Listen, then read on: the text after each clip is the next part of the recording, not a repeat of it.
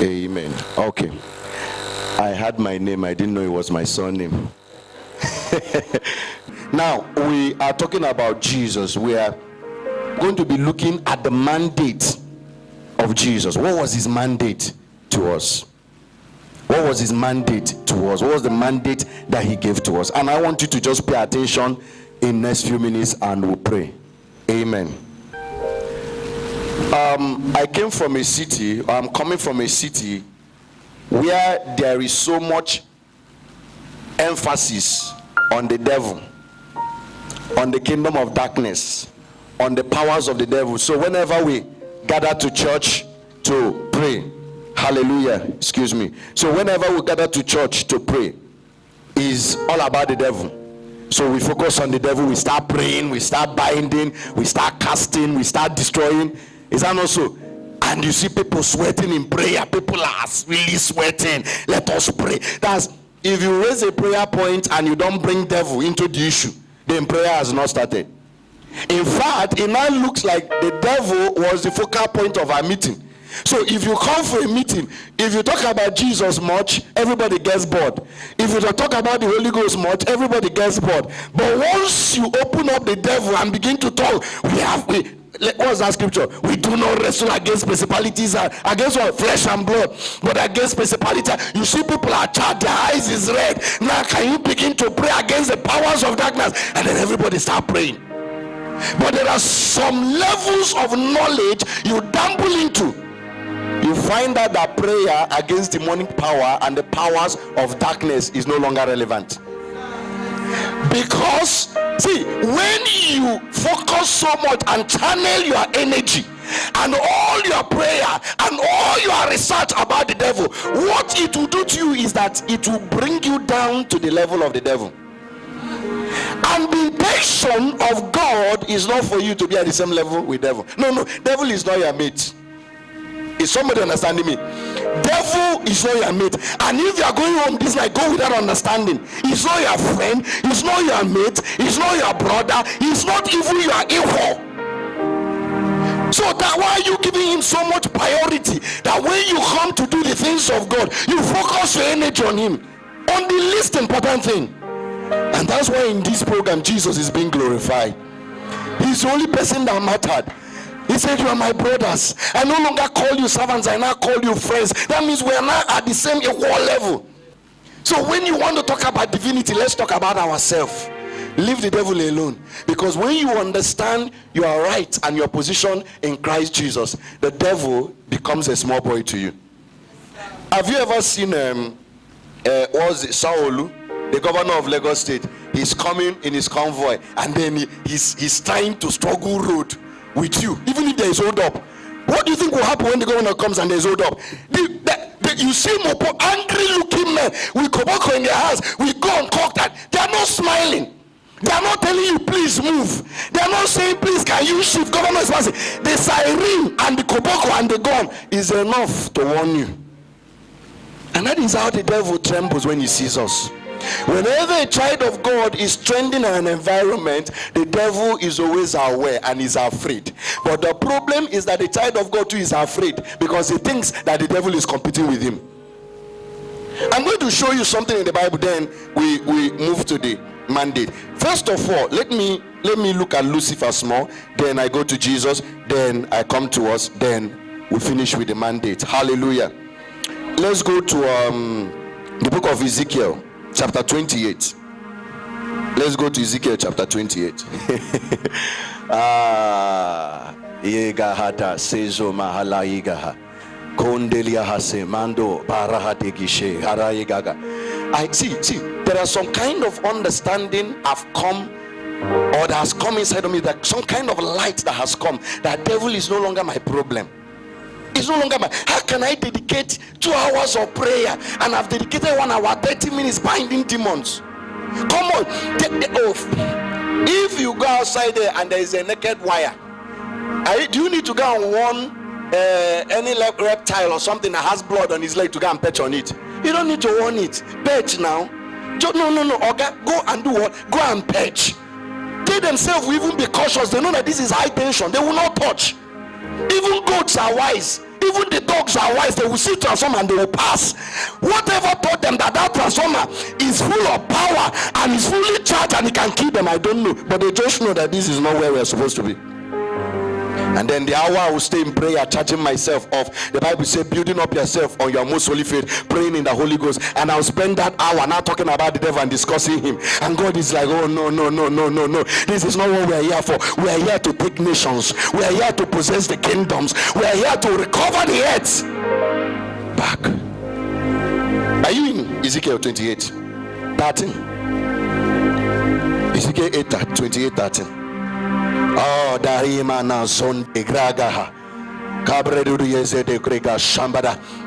Thou has been in Eden. We're talking about the devil, and I'm going to show you. Thou has been in Eden, the garden of God. Every precious stone was thy covering. The sardius, the topaz, and the diamond, and the belly, and the onyx. This is the devil we are talking about too. So don't think he's a small boy in his own rank. The jasper, the sapphire, the carbuncle, and gold. The workmanship of thy tabrets and of thy pipes was prepared in thee the day that thou wast created. In the next verse, thou art the anointed cherub that covereth, and I've set thee so that thou wast upon the holy mountain of God. Thou hast walked up and down in the midst of the stones of fire. The next verse, thou was perfect in thy ways from the day that thou was what? Created, till iniquity was found in you. Now see where the problem is. Leave that particular verse 15. See where the problem is. And that's why sometimes the devil comes thinking we are equals, we are mates. Now God said in Genesis, let us make man in our image, Abi, after our likeness. And after that, the Bible says, and God created man. Is that not so? Now, is there anybody that is an artist here, a sculptor? Is there anybody that is a sculptor here? Anybody here that is a sculptor? You mold thing. Have you seen where they mold somebody before? They sculpt somebody. Have you seen it before? Now, if you bring the original person and bring the person sculpted, that's his statue, do they look exactly the same in all ramification? You will begin to see some differences. Is that not so? So the problem with Adam was that Adam was created. I'm coming. And the devil was created.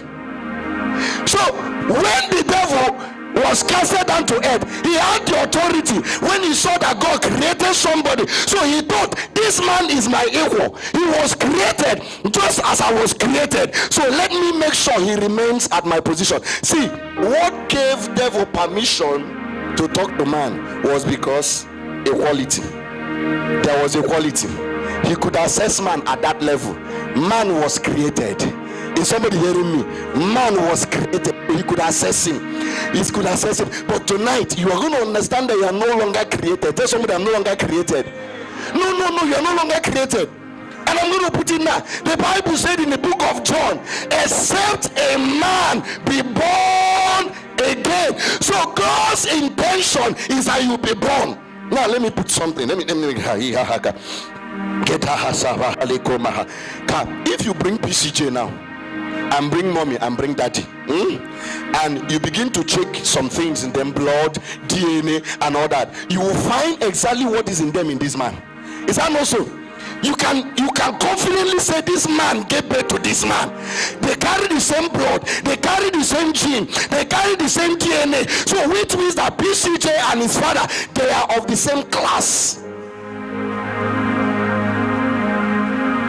So devil came, tripped man.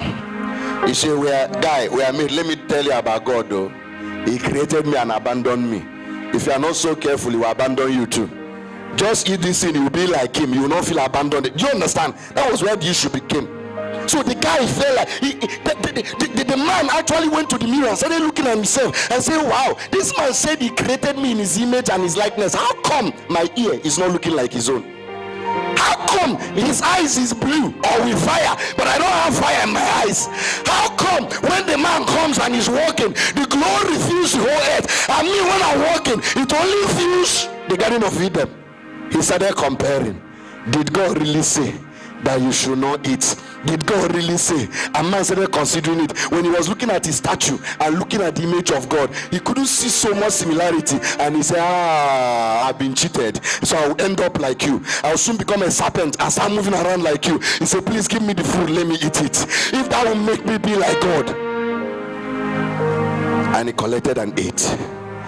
Hallelujah. And that is where the story began. Is that also?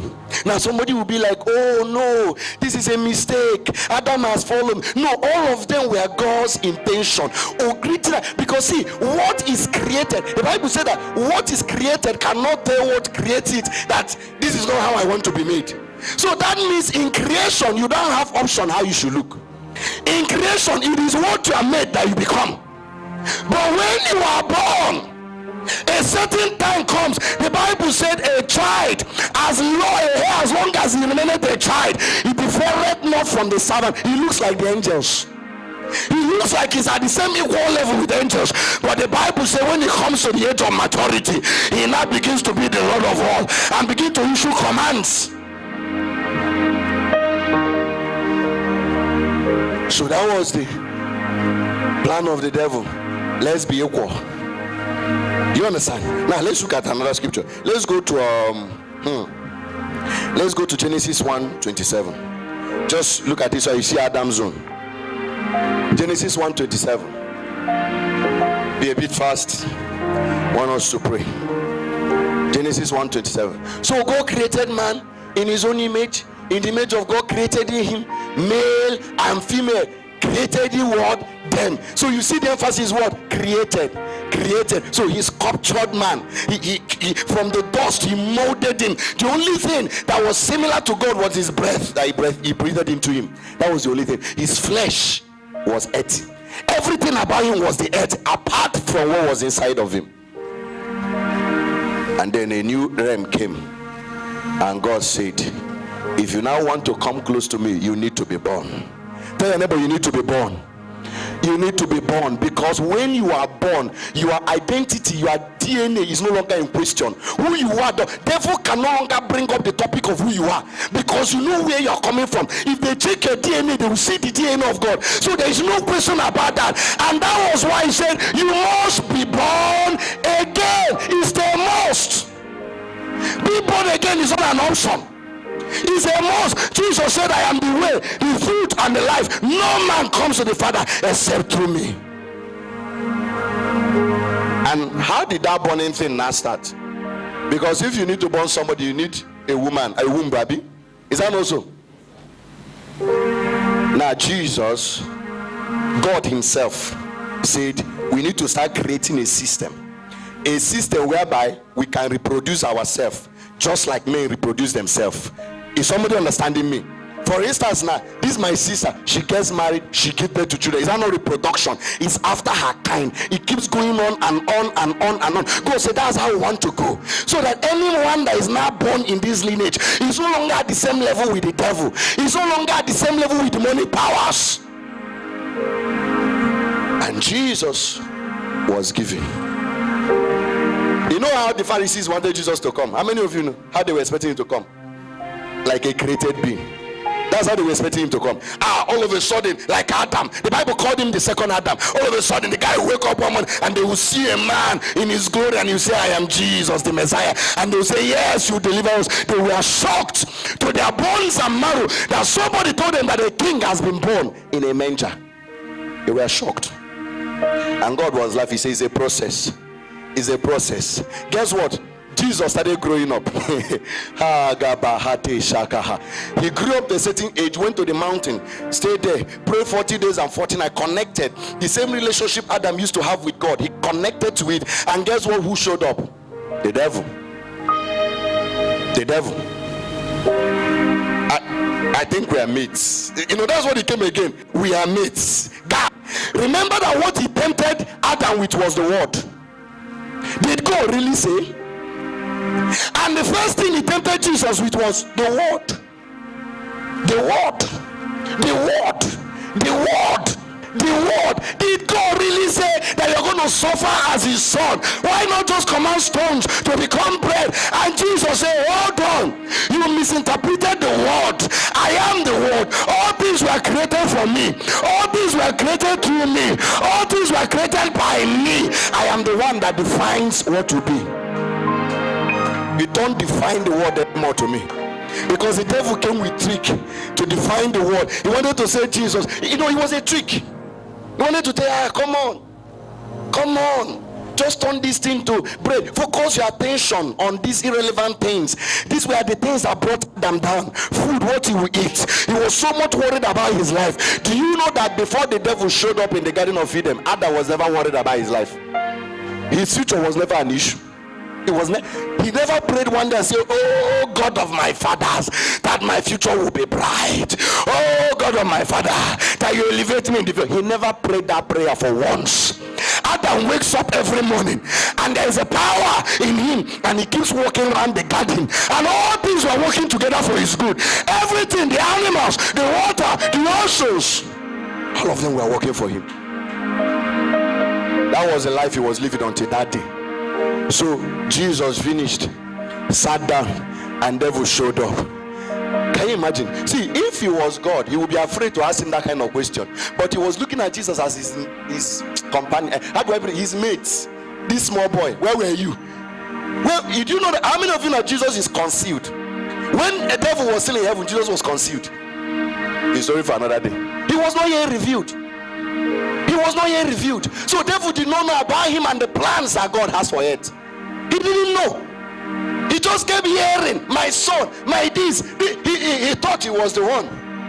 Because of all the cherubs, he was the greatest of all of them, and he was the most adorned. He was a favorite of God.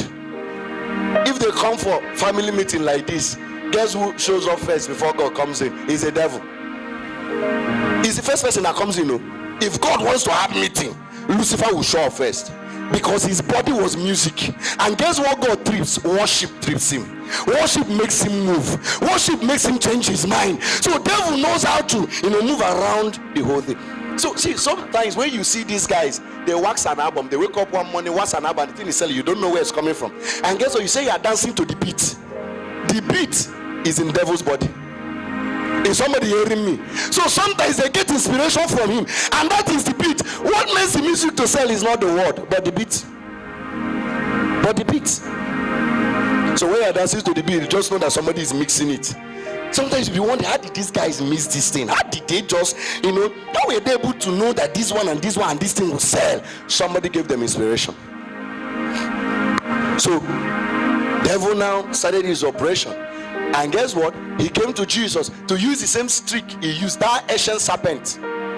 The same trick he used, he wanted to use it on Jesus. And guess what Jesus told him? Man shall not live by bread alone, but by every word that proceeds out of the mouth of God. Listen, devil, you asked Adam, the first Adam, did God really say? Let me tell you, if I'm not sure God said it, I'll wait to hear him say it again. Is somebody understand that?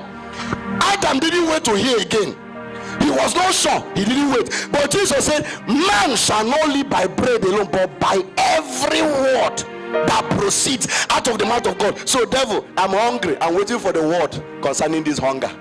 If the word does not come, let me die of hunger. My reliance and faith is on the word that comes. Is somebody understanding me? Because a word that is given has the power to take you beyond the immediate. Has the power. That's why sometimes when you cut a word for your life, you begin to run like a madman, and everybody is looking at you and say, what is making you? Is the word that is sustaining you. A man can leave his father's house, say to hell with the food, to hell with the free accommodation, just because he had a word. The Bible said that faith comes by hearing, and hearing by the word, and hearing by the word. So it's what you hear that propels faith. And when faith comes, you begin to move. The church dies because people are no longer waiting to hear the word of God. The waiting to hear the word of God is not just the sermon that is preached, it's the one that God himself comes and preaches to you. When pastor finishes, God continues. He continues. Let me tell you, what will sustain you is not the one pastor said, it's the one that God amplified after pastor has finished speaking. But you don't want to wait, so you just hear the pastor's word, you claim it and you run ahead with it, and you wonder why everything is failing. Faith comes by hearing, and hearing not my word, by the word of God. So pastor has talked, I need now to hear the word of God in what pastor said. If God does not say, that means I need to tarry more.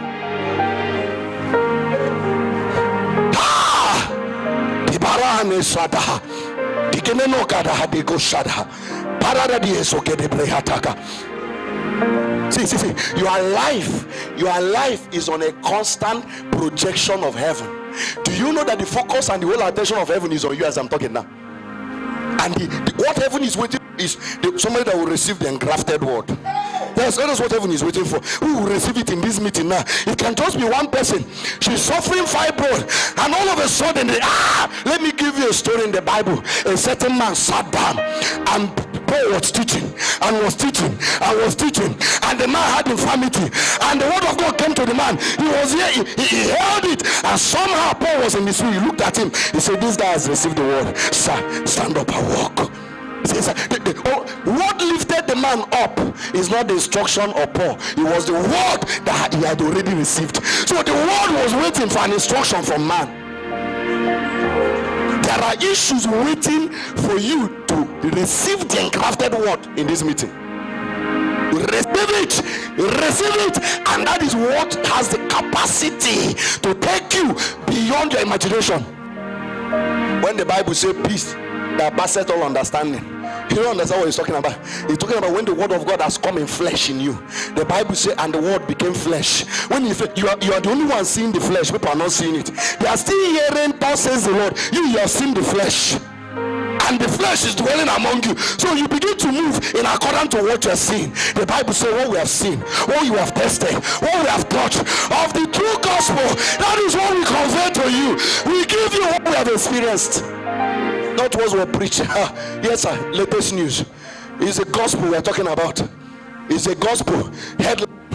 The latest headline about your life. Have you seen it? Or you just come to church and hear the word of God and then go? The devil will come.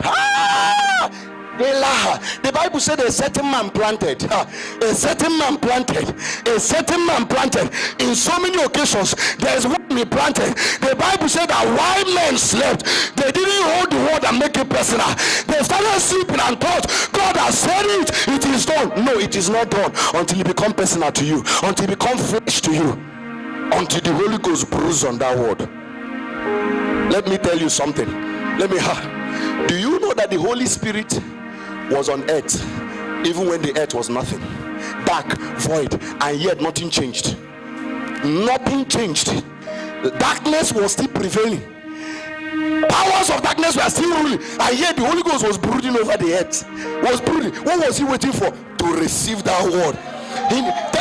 The Holy Ghost is the midwife, that is incubator that receives the word. He said, Mary, how can these things be? He said, the Holy Ghost shall come upon you. That same power that came in Genesis and brooded on the earth, and God said, and production started. He said, that's how that word will come. Production will start in your life. With everything, we will shout for your glory. Sing it.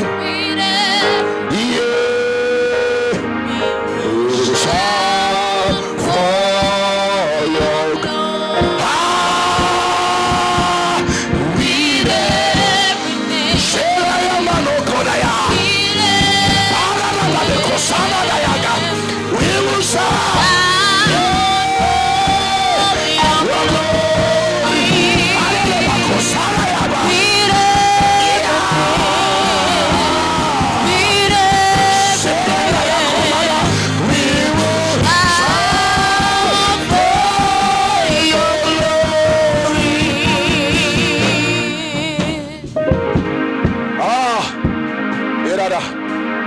word to sink in. Allow it to sink in. Some of you are going to take it. Some of you are going to take it. It's flesh. It's the flesh of the word that we are talking about now. The flesh of the word. Jesus is still growing. He's still growing in us as the form of the word. He's still growing. What is the level of Jesus in your life? Is he still a baby? Is he an adult now? Is he the Son of God in your life? Who is he? With everything. With everything. We will shout for your glory.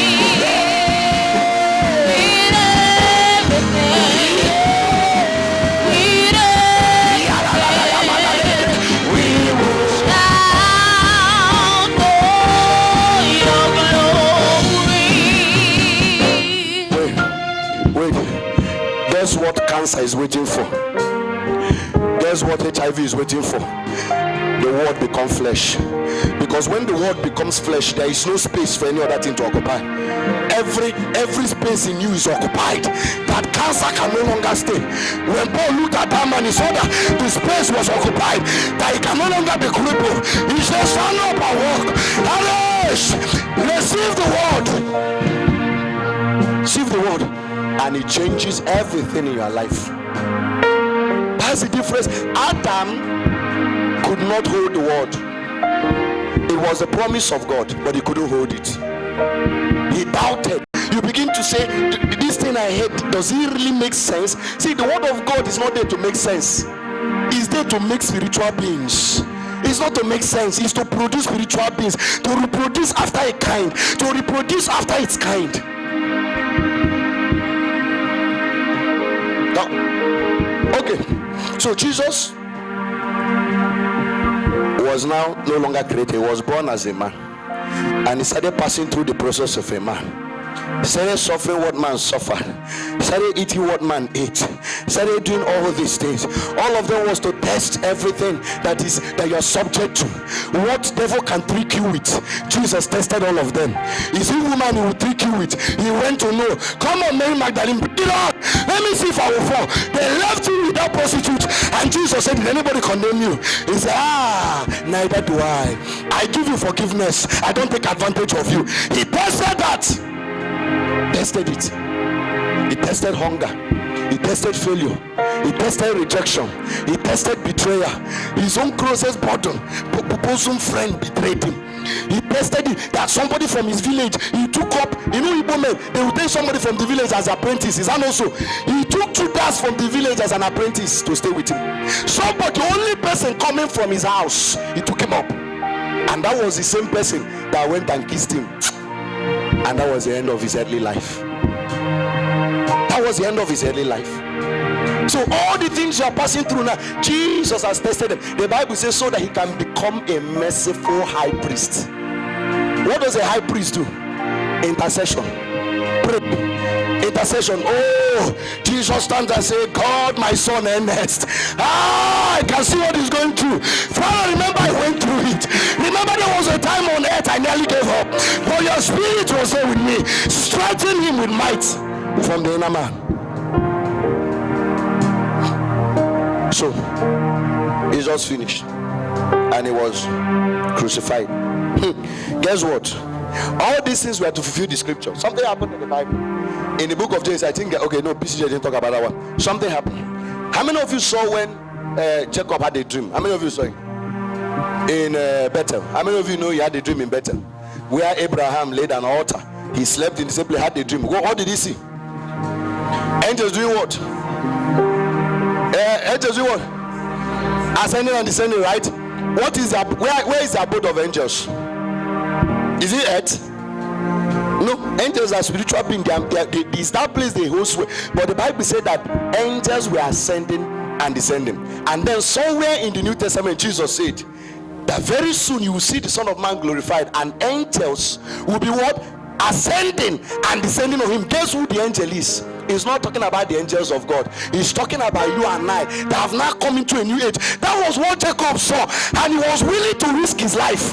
He was willing to risk it. He saw a generation of firebrand people, a generation of angels angels, men that were beyond normal, and the only interpretation they could give you that time was angels. That was the only interpretation. And Jesus said, I am that ladder. So I'm the way, the truth, and the life. No man comes to the Father. So the climbing is Jesus is the ladder we now use to climb and ascend to the Father. Let me tell you, this place nullifies the place of the devil. It nullifies. Devil is no longer your equal. The Bible said that Jesus, in the book of John chapter 3, I think chapter 4, chapter 3, he said he was the only begotten of the Father. But guess what? He is no longer the only. We have also been begotten. He was begotten so that we can be adopted. Is somebody hearing me? So that all of us can be of one family. There is no difference anymore. So if the devil wants his equal, he needs to go under me. That was what he think that God was not wise. He said, woman, why have you done this? Oh, your seed. They will suffer. Serpent, come, let me curse you too. He said, you'll be under them. Is somebody hearing me? You came to do equality with them, Abi. You're going, let me give you your proper position. You will constantly be under them.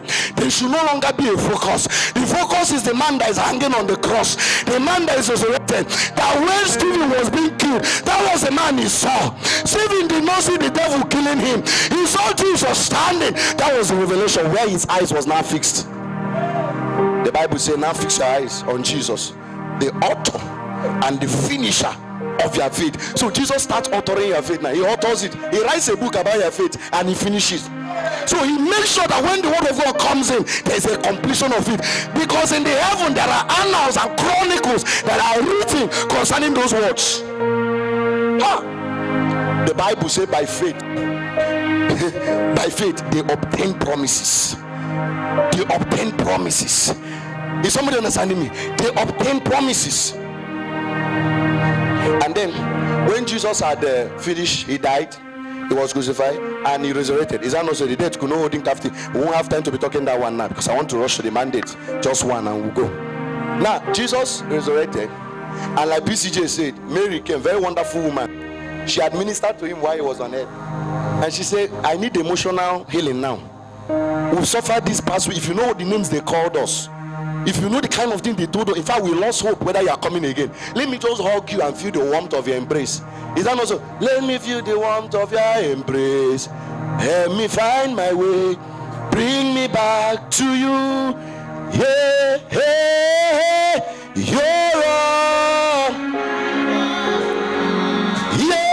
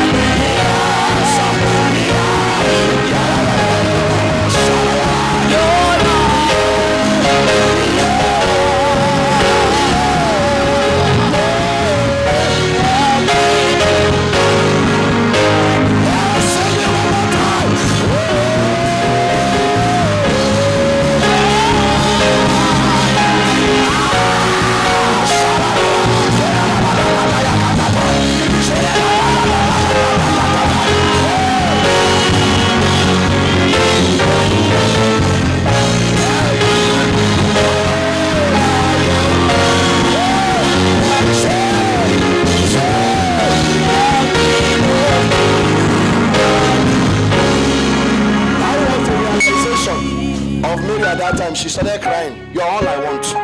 Because when you left, we felt the vacuum. Fill it up. Jesus said, hold on, I'm coming. I'm coming because I've not taken up spirit. The spirit is still waiting. Hold on, let me go and present these things to the Father, and then I'm coming back. He said, but guess what?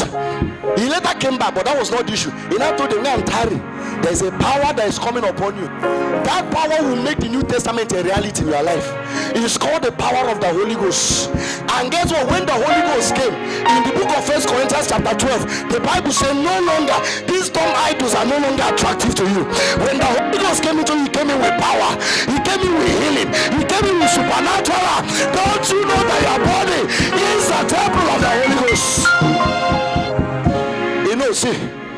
I'm grabbing a lot in the spirit. So Holy Spirit will just help you to understand the way you go home. I'm grabbing it. You see, I'm taking topic, I'm putting it here, I'm jamming it, I'm missing it. There's so much. There's so much, but spiritual beings don't wait for everything to be given to them. Like the Berean church, the spiritual things, spiritual people sort it out for themselves, and then the word of God will mightily grow in their city and then begin to prevail. It's no longer about what they were given. What you are being given is a window. You are meant to access it through there and take what is in the treasure. Mary said, Jesus, don't leave me again. Don't leave me again. I want to be with you. Jesus said, hold on, I've not presented myself to the Father. This is not about emotional thing, it's about eternity. I'm trying to make something that will last for you. Whether I'm doing, I'm not doing. Jesus is not here, but he's being revealed. Who is making it possible? The Holy Ghost. See, from the time of creation, the Holy Ghost has always been eager to make sure that the creations of God are sustained. That was why he was brooding. Let me tell you, when they were praying for 40 days for the Holy Ghost, he was brooding over them. Yeah, he was brooding, waiting for the instruction of the Father. Go, and the speed that the Holy Ghost came with is exactly the same speed when God said, let there be light. The same speed, and there was light. So let there be Holy Ghost, and there was Holy Ghost in their life, and then all of a sudden they began to burn. If you have received the Holy Ghost, you are not carrying out the mandate of Jesus, then I don't know the Holy Ghost you have received. The Holy Ghost you have received, number one, must make sure and activate in you the hunger and the passion for prayer.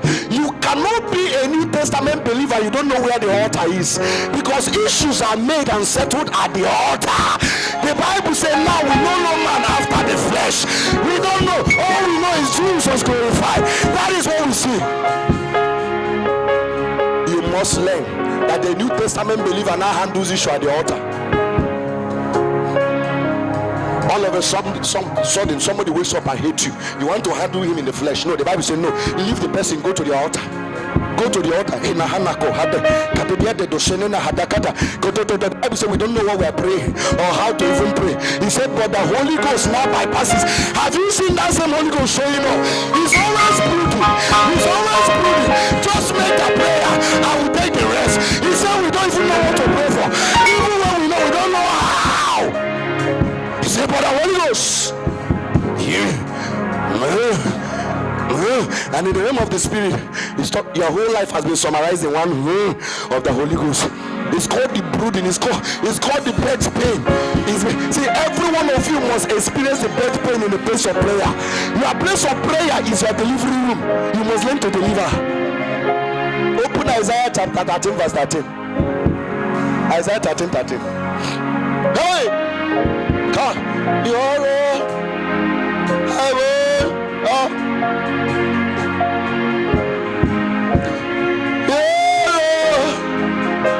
Don't be filled with wine, wearing to excess. But just get drunk. Just get drunk with the Holy Ghost. Hey! They look at the disciples and said they drank a new wine. Hey! Something new came upon them. It's called the Holy Ghost. Hey! There's an electrification of my body. There's an empowerment going on here now. There's an empowerment going on here now. Yeah.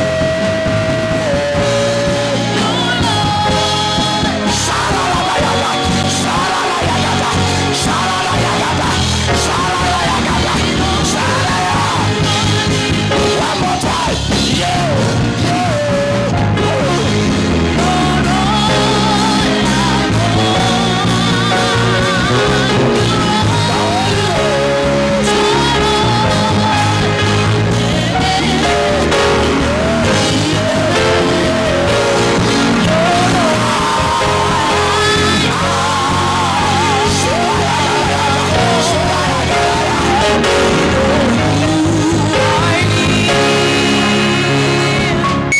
So don't be filled with wine, wearing to excess, but be filled with the Holy Ghost.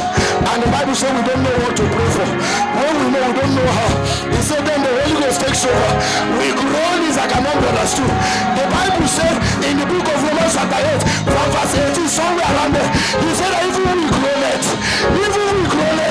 there is a bad pain upon us, and it's in the place of prayer is pushed.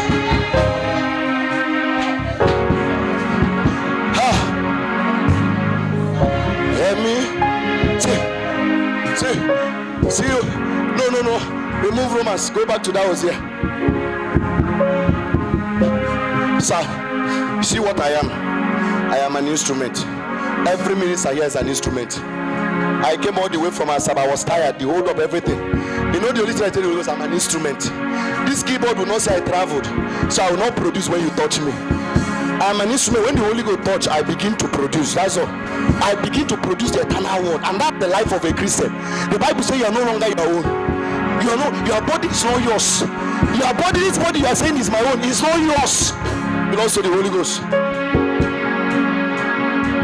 Okay, Hosea chapter 13, not Isaiah. Hosea. So the first mandate of Jesus is that men ought always to pray. Always. In the street, in the night, in the market, in the classroom, in the workplace, in the toilet, in the bedroom. Men ought always to do what? To pray. Always to pray. Always to pray. Why is it that men ought always to pray? Because the Holy Spirit is still in the action of creation. He's always brooding around you, and so he needs your prayer to empower what he's doing in your life. It's an intercessor. An intercessor takes from you and magnifies it before the one that has been interceded. Then he said, the sorrows of a traveling woman shall come upon him.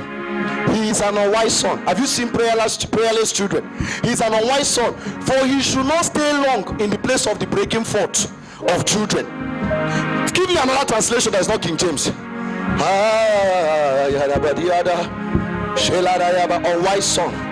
Unwise son. Message. When bedpan signaled it was time to be born, Ephraim was too stupid to come out of the womb. When the passage into life opened up, he didn't show. Your prayer altar is a portal that the devil uses to that God uses to communicate secret things to you. He said the secret things are left for the people of the kingdom, the children of the kingdom. And the children of the kingdom accesses in the place of kingdom meetings. And kingdom meetings are that to our intensive private prayer. Oh yes. The Bible says, look at Elijah. He said he was a man of like passion, but in his time and season, the politicians of their time were too corrupt that the word of God could no longer travail. But Elijah will go inside the closet and begin to pray. He begin to pray. He will come out and say, at my word. Remember that Elijah never said at the word of God. He said, oh king, rain will not fall at my word.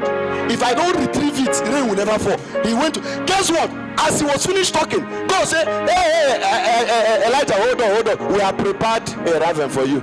The brook Cherot, so you can be fed. You are the one that caused this drought to come, but we will feed you because you are a God. You are a representative of God on earth. Your altar becomes a place where activities go on. Abraham inaugurated it, died. His son came, activity was still going on. On.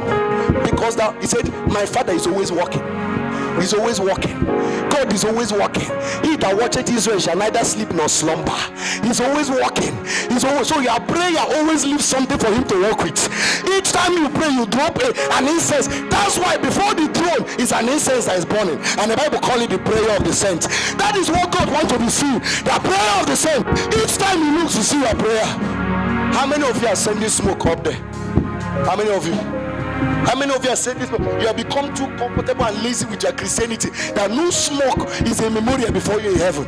God cannot say, this one is coming from Andrew. This one is coming from Chioma. This one is coming from Ronke. He cannot, because you are waiting for the superman to present the incense. And he said in the Old Testament, it was my high priest that does it.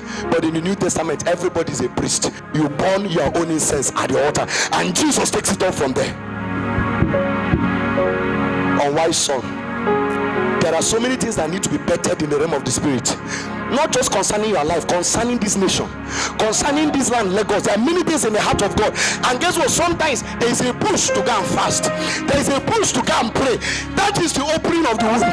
That is the opening of the womb. For you to pray something forth, the deliverance might not come from you, but a John the Baptist can be born. Why Simeon was praying? A Jesus can be born. Why a Simeon was praying for deliverance of Israel? Why did Simeon not say use me? He said send it anybody. Our prayer altar must be burning in this season. Because let me tell you something, the devil has changed his tactics. He has changed his tactics. He knows that sometimes you even know Rema too much. Adam knew Rhema more than you. He knew it, but yet at the slightest temptation he fell to it. Jesus knew all the Rhema, and yet he still relied on prayer. He will go to the mountain, finish praying. They will be struggling with one demon. He will come now. What is the problem? Have faith. They looked at him second time and said, this thing is beyond faith. Let's watch what will happen. And Jesus said, out. He didn't pray, he said out, because the thing has already been cooked by the Holy Ghost. It was already perfected. He said, what I see my Father do, that is what I do. It's in the place of prayer that you see the mind of God, that you see the move of God, that you see the picture of God, and then you come and declare it to men. Don't run with a vision that you didn't see the picture. Don't run. Isaiah, Habakkuk, wait, let it be shown. You know, it will be shown to you. Don't hear it and run. He said, write it down, it will be shown. And then you write it, and then somebody will read and run. There are so many visions of God that are buried in our bellies. But the problem is, let me give you a small, you know why I'm talking this area with passion? Because I witnessed it with my wife, what it means to be in labor. Do you understand? It started 5:30 a.m. in the morning, and guess who she woke up first? She didn't wake up her God, it was me. Wake up, okay? I think it has started. He said, he said it has started. From 5:30 a.m., the thing was progressing. Do you understand? It was progressing. Do you know that the pain progressed the level? My wife looked at me and said, baby, is there no way you can help me?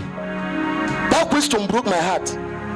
I was helped. I was looking at my wife. I can't do anything. I said, there is no way. It's your burden. You must carry it alone.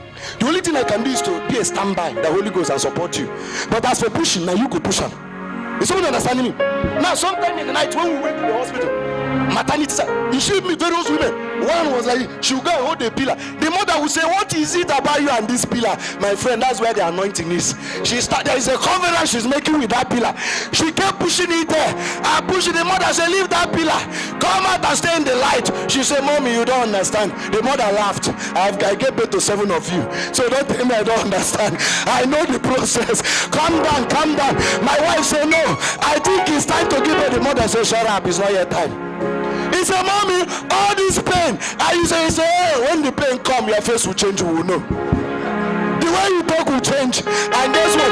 When the thing was close by, her face now to tears. Her eyes became red. The mother said, we are close by. She entered the theater. The first one, that was one we heard. The mother said, it's good. The second one, we had the cry of a baby. Bible said, as soon as Zion travailed, she brought forth her first male child. What God is waiting for you to do is to travail. As for the coming of the child, it will come as soon as you travail. Tomorrow we might take time and talk about souls, but everything is embedded on the altar of prayer. You can't convince souls. It's the Holy Spirit that convicts them of their sin. It's not you. You are trying to convince people. Try and give your life to Christ. How can you tell my little girl to try and be born? She doesn't understand. What we do is let the process go on. Let her be conceived, and let what pain come, and she will be bettered. Your job is to go to the place of prayer and altar and pray for them. Pray for men. Is somebody understanding me? You pray for men. Jesus said to Mary, hold on, I'm going to the Father. I want to conclude this assignment by going to the Father, and when I come back, I will leave 1 or 2 assignments with you, and they will go. Then when he finished with the Father, he had a meeting, a very brief meeting in heaven, and God told him, son, and Jesus smiled. He said, now you are not a created being, you are my begotten son. And guess what? All those children you left in the world, they are no longer created. They are now adopted into this kingdom. Go and talk to them. Go and empower them. And guess what Jesus Christ said? All power in heaven, on earth, has been given what? Unto me. Do what? Go into the world and preach the gospel to who? To who? So you go to the tree. Sir, you need to give your life to Christ. You don't need to cut down that tree in your village. You can preach to it. See, let me tell you, whatever is occupying any part of your house or your body is you that allowed it to occupy. You don't need to cut off your hand for the devil to leave. All you need to do is to realize and issue a decree. The guy disappear. But there's another way. Go to the altar and make your body uncomfortable. Go and set yourself on fire, and anything that is not likely subject to fire will disappear. Just whether cancer, when they want to cure cancer, is it not? What do they call that thing? It's a kind of light, a higher dimension of light. It penetrates from the body to where that cancer is and begin to look for it. That's what prayer does. Bible says he that searcheth the heart. So when you come in the place of prayer, that thing begins to burn in you. You can't live this Christian life without a prayer life. That might be all you will be hearing in this meeting. I'm telling you, I think you have even heard it. You see hear it again and again, because the life of a Christian is established on the altar of prayer.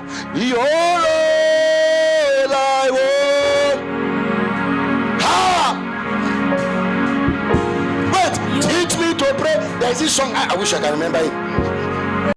Yes, so that I can wait and wait till my spirit could carry weight. Teach me to pray, the prayer that carry weight.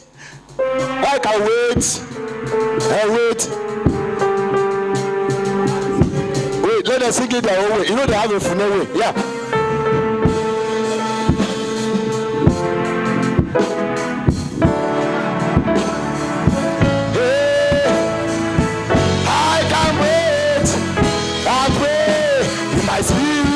Carry away. Hey! Hey! Hey, I wanna pray. Just stand up on your feet. I wanna pray now. Hey, hey, my spirit is scarred. Teach me.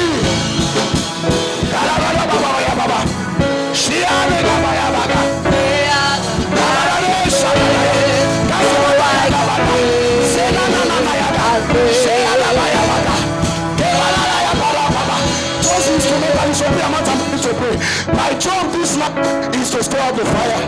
The rest of the meeting is for you to be endowed with the power that comes with fire. Open your mouth and begin to pray. Say, Father, let my prayer altar come alive. It's the number one mandate of Jesus.